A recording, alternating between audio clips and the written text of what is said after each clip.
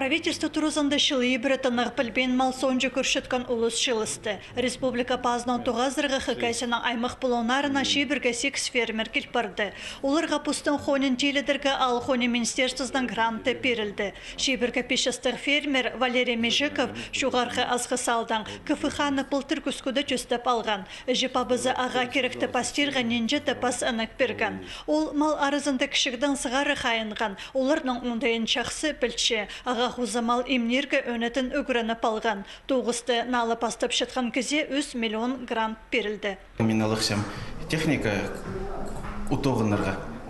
И малардың племенной пуға Герефорд порода и помесный хазырлар.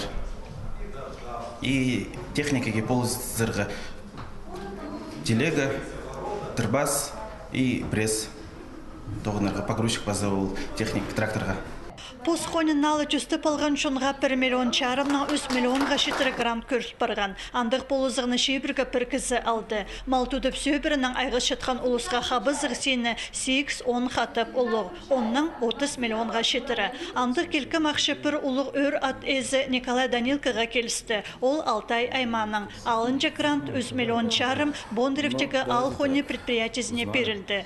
Хыкасыдағы фермерлерге республика программазы туғын пастаның сығары 700 миллион артина салковыға полызық етіл барған.